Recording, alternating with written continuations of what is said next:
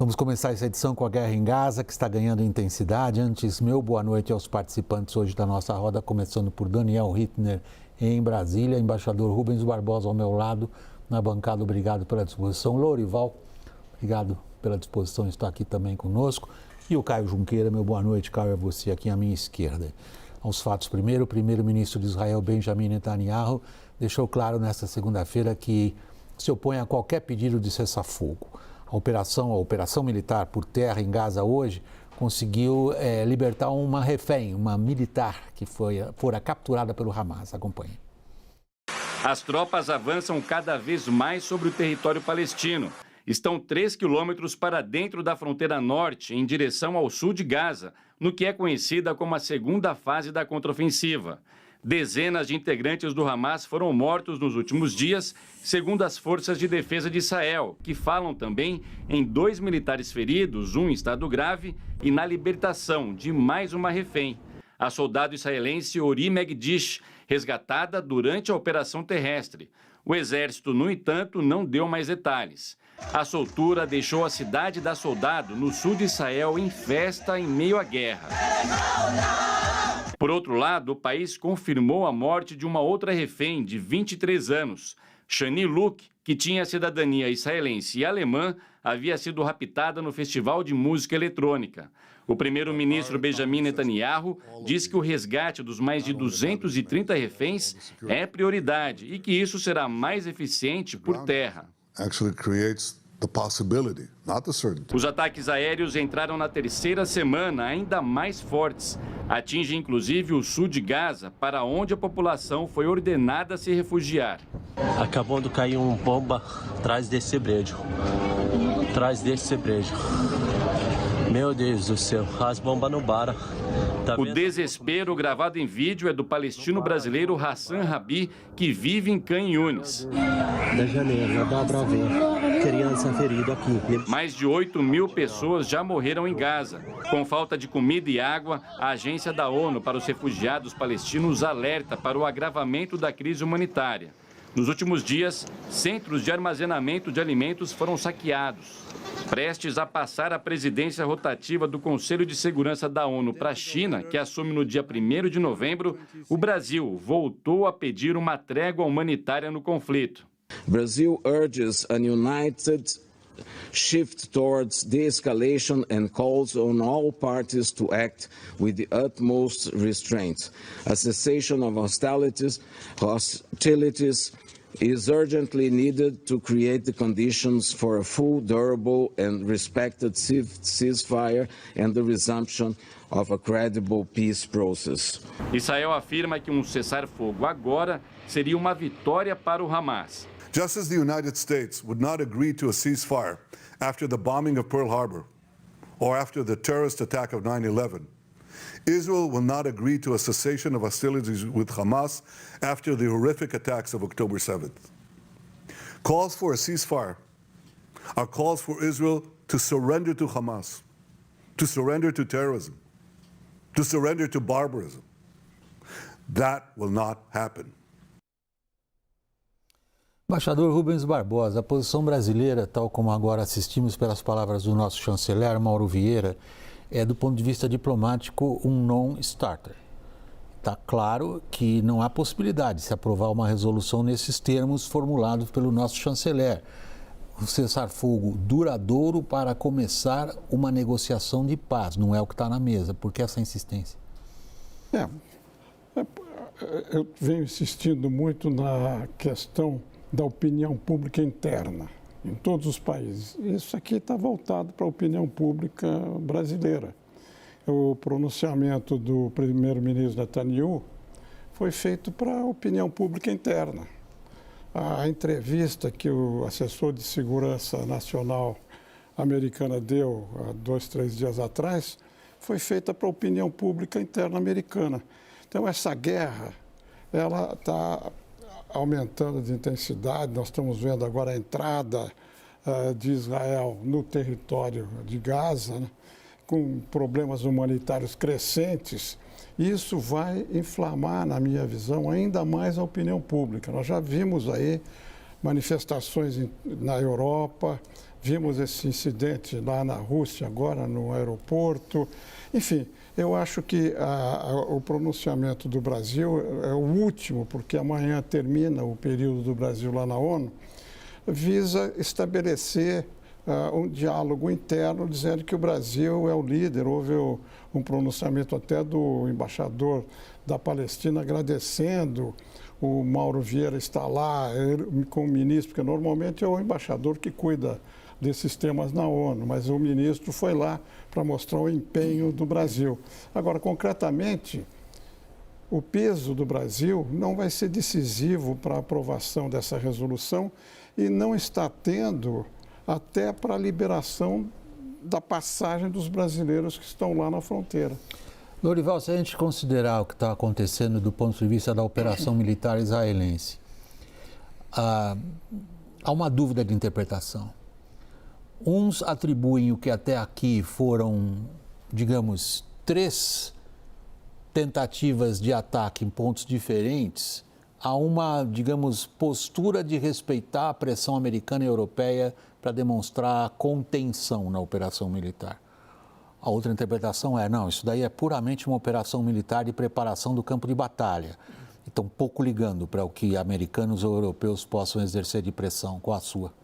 Claro, todo mundo conhece Israel, sabe que num momento como esse, Israel não vai ceder a pressões e não está cedendo. Você vê a frustração do Joe Biden, né? E você vê esse discurso do Netanyahu de hoje, comparando o Hamas ao Japão na Segunda Guerra Mundial, que é absurdo do ponto de vista histórico, e comparando o Hamas à Al-Qaeda, aí sim tem a ver, né? Um ataque terrorista. Mas o que o Joe Biden pediu para o Netanyahu? Não repetir os erros dos Estados Unidos no que se referiu ao 11 de setembro. E ele não ouviu essa parte, o Netanyahu. Ele está fazendo o que o instinto dele como político dita, e ele está com sérios problemas, né, internamente, porque isso que as forças de segurança israelenses permitiram que acontecesse, esse ataque, essas atrocidades do Hamas, foi uma falha brutal de segurança.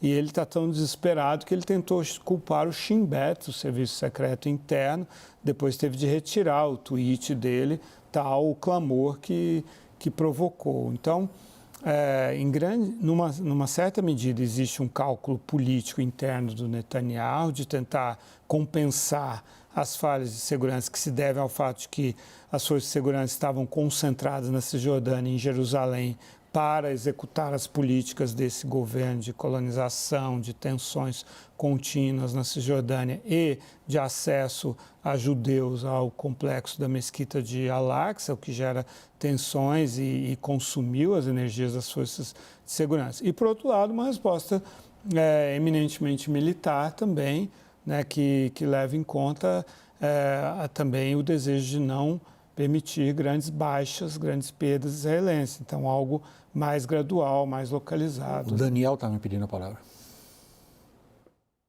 Eu na verdade, nem estava pedindo não, mas já que você me dá a oportunidade. Desculpa, eu entendi o seu sinal como tal, mas com todo prazer, prossiga, Daniel. Estava só coçando a sobrancelha, para falar a verdade, tá? Mas amanhã termina a presidência brasileira no Conselho de Segurança da ONU, William.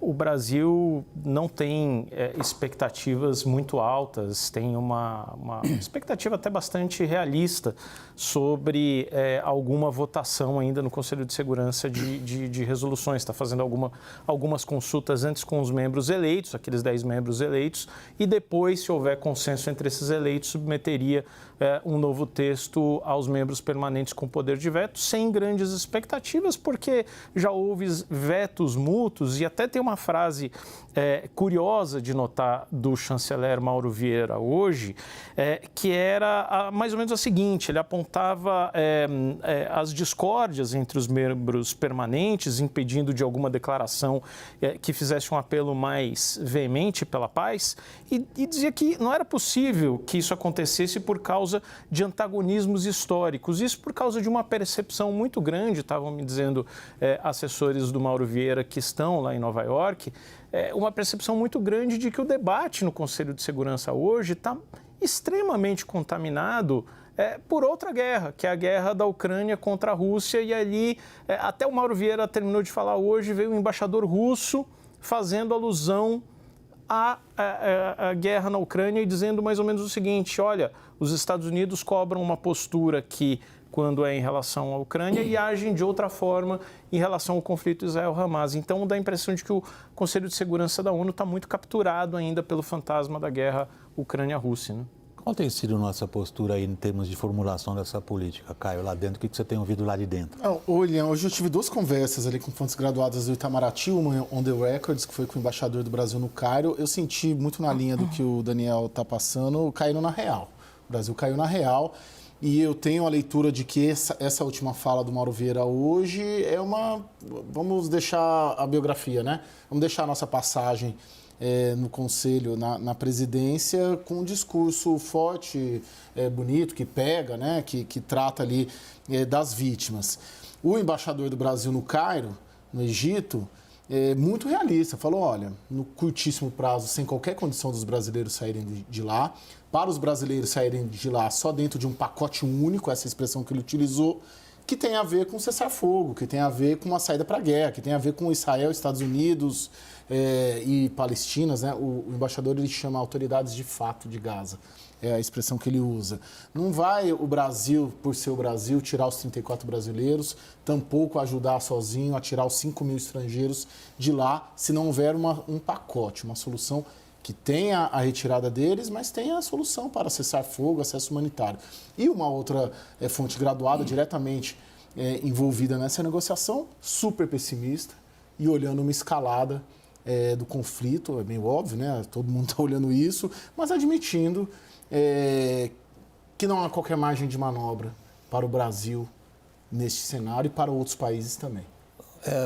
Você se referiu, Rubens, a extraordinário agravamento da situação humanitária e o que isso provoca em termos de reações em escala global, de pressões que seriam possivelmente exercidas em relação à operação militar israelense. Os americanos estão interessados nisso mesmo? Olha, eu acho que a gente está muito concentrado na análise da guerra, da questão humanitária, mas do ponto de vista diplomático, eu acho que a gente começa a ver alguns sinais para depois, porque nós estamos discutindo a parte militar, mas a parte política ninguém está discutindo. Mas eu acho que há alguns sintomas que são importantes. Por causa da pressão da opinião pública americana, a posição do governo americano está mudando, na minha visão.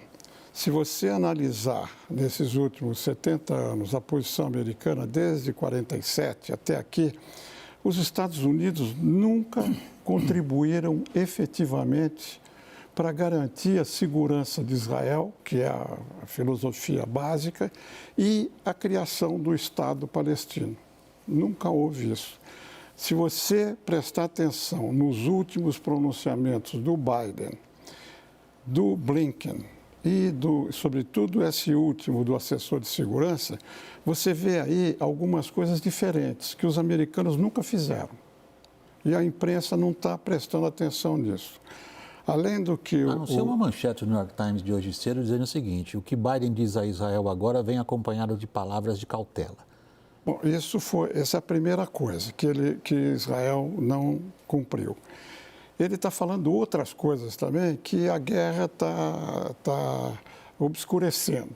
Quer dizer, o Biden falou diretamente para o Netanyahu que tivesse cautela na entrada no por território, terra em Gaza, que eles não estão cumprindo. Segundo, ele insistiu na questão da negociação com os refugiados, que a entrada ia dificultar. Mas as coisas mais importantes que eu me refiro para depois, né, para a área política, é o seguinte: pela primeira vez, o Biden e as autoridades americanas estão falando que Israel tem que resolver o problema dos assentamentos. Isso é novidade. E segundo, é novidade também o Biden e os outros defenderem claramente, sem qualificações, a criação do Estado palestino. Isso é novo. Quer dizer, do ponto de vista diplomático, eu estou acompanhando isso de perto. Não há pronunciamentos oficiais da alta hierarquia americana nesse sentido. Por quê? Você sabe também, há pesquisas de opinião pública nos Estados Unidos, os jovens democratas que votam no Partido Democrata estão deixando o apoio ao Biden. Por conta da posição americana em relação ao governo israelense. Por causa da posição americana, por causa dessa questão humanitária, por causa da questão do Estado palestino. A opinião pública americana não quer mais uma outra guerra. Então, você tem hoje uma situação interna nos Estados Unidos que é paradoxal. Quer dizer, os Estados Unidos está isolado como o único apoiador inabalável, né, como ele diz, de Israel. Mas, na minha visão, eu posso estar equivocado, mas na minha visão, quando se avançar para a parte política, os Estados Unidos vão ser o único país que tem condição de fazer pressão sobre Israel para se chegar ao que a comunidade internacional, por pressão em todos os países, quer. Quer dizer, território assegurado para a Palestina e o Estado palestino. Vamos ver. Quando a gente olha com olho crítico para a atual situação internacional, de fato, isso não é um elogio. Eu pretendo que isso seja uma constatação de fato. Só tem uma potência capaz de impor a Israel algum tipo de solução, como essa que até aqui falhou-se. Em boa parte porque os americanos foram arrastados para os interesses da política doméstica israelense, e isso ao longo dos últimos 50 anos. Nós não estamos falando desse último governo, não. Nós estamos falando de coisas que já precedem os acordos de Oslo e precedem a Conferência de Paz de Madrid, de 91. Você está detectando essa mudança de opinião dos americanos? Se é que a gente possa falar de mudança de opinião, Lorival? Eu não sei, eu realmente não vi isso, não que não exista, eu apenas não vi realmente. O que eu vejo talvez potencialmente uma posição parecida com a que o George Bush pai assumiu depois de expulsar as tropas iraquianas do Kuwait em 1991. Ele obrigou o Yitzhak Shamir a participar da Conferência de Madrid. Ele foi praticamente quase amarrado para essa conferência, né? E dali vieram os acordos. Que é 2001, não foi 91, eu estava pensando na Guerra do Golfo, 2000. Não, está certo, está certo. 91, tá certo. 91 você falou certo. Madrid 91, Oslo 95. Você falou certo, 91. E aí depois vieram os acordos de Oslo, o shake hands lá entre o Arafat e o Rabin, com o Shimon Peres na Casa Branca, já no governo Clinton. Você vê que era uma política de Estado dos Estados Unidos. Primeiro um republicano, depois um democrata, colhendo os frutos dessa pressão. E foi uma pressão econômica que o George Bush exerceu, e só os Estados Unidos podem, de fato, porque são, em média, historicamente, 3 bilhões de dólares de ajuda militar por ano, que agora estão em 3,8 bilhões, graças a uma lei aprovada no final do governo do Barack Obama, ao longo de 10 anos, 38 bilhões. Agora o Biden pede mais 14 bilhões para o Congresso, para Israel, envia 2 porta-aviões com seus grupos de batalha. Então, são credenciais que o Biden procura ter para fazer esse tipo de pressão em favor de um Estado palestino. Sim, eu acho que essa é a intenção do Joe Biden. Agora sim, o Daniel me pediu a palavra, o Rubens também. Posso passar o Daniel? Eu acho que ele estava coçando a sobrancelha. Não. A outra, né? A outra.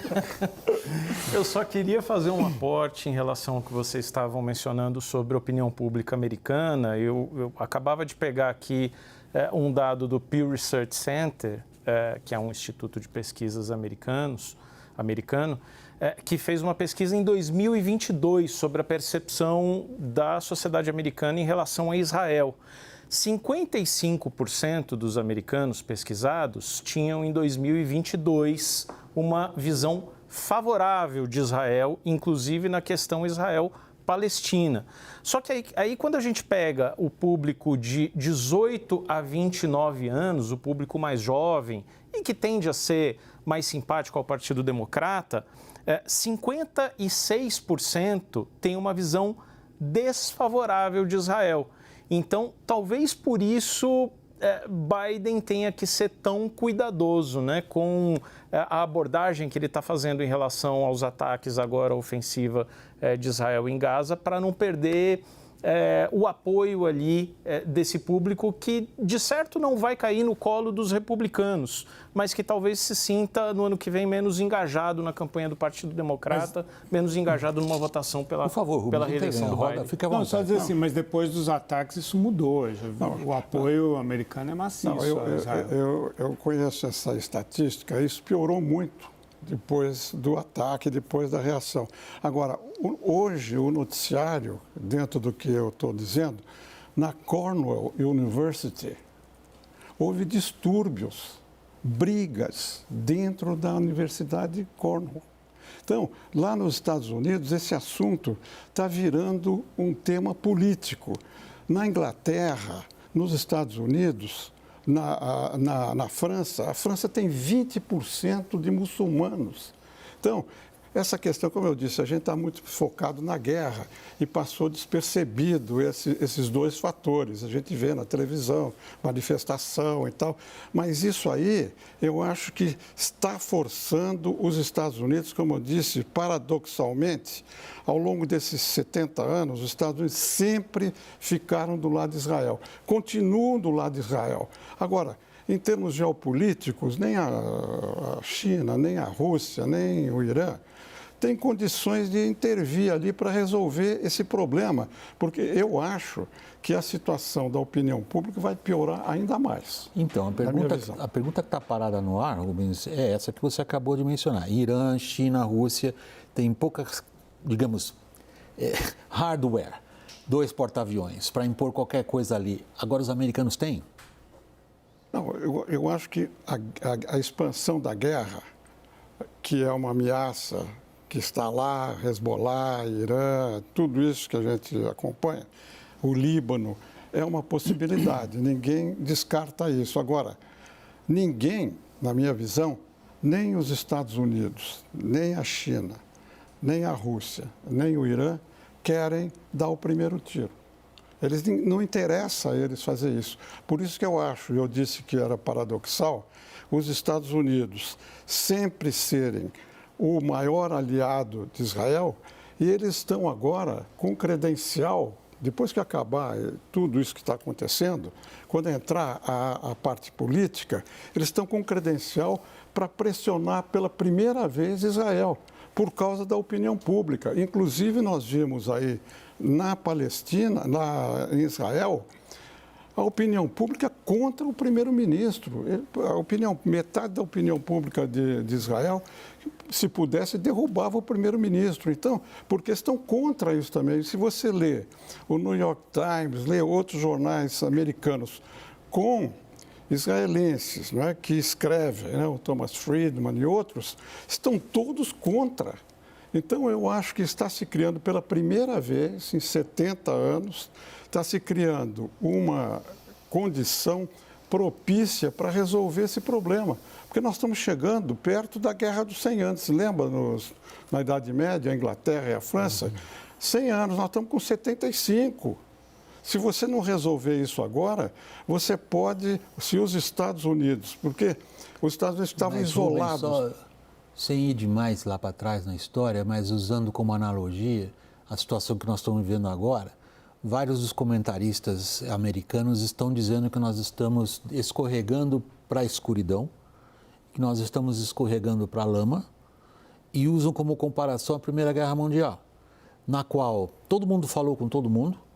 Muito semelhante. Os imperadores todos conversaram entre si, o imperador da Alemanha, o imperador da Rússia, o presidente francês, todos conversaram, o primeiro-ministro da Inglaterra conversou com todo mundo, ninguém queria a guerra e ela aconteceu. E nós estamos na mesma situação. A gente vê o BSM, né, o líder de fato da Arábia Saudita, conversando pela primeira vez com o presidente do Irã, que é um radical. A gente vê todo mundo telefonando para todo mundo, Mas quando a gente olha para a situação, ela parece ir para uma espiral. Tem uma pequena Rumo diferença, qual? né? A bomba atômica. Naquela época eles não tinham a destruição assegurada. Não tinham. Era uma guerra convencional. Hoje não. Se houver uma guerra regional, entrando os Estados Unidos, vai entrar a China, vai entrar a Rússia, e você tem uma ameaça nuclear como nunca existiu. Por isso que eu digo, ninguém tem interesse, inclusive por causa da opinião pública, eu insisto nessa questão. Então, você tem hoje uma situação que vai demorar tempo. Eu não estou dizendo que isso vai ocorrer no fim do ano, né, acabando. Não, isso é um processo. Eu estou indicando um começo de uma mudança na posição americana, que é muito importante para esse processo quando a área política entrar no jogo da Palestina. Nós vamos continuar acompanhando, espero poder contar novamente com a sua participação também, a do Lorival, inclusive. Dou meu boa noite, que nós vamos trocar de assunto depois do intervalo comercial ao Lorival e ao embaixador Rubens Barbosa. Daniel e Caio, a gente continua. Depois do break, Haddad tenta consertar a fala de Lula sobre contas públicas, mas não crava déficit zero. Até já.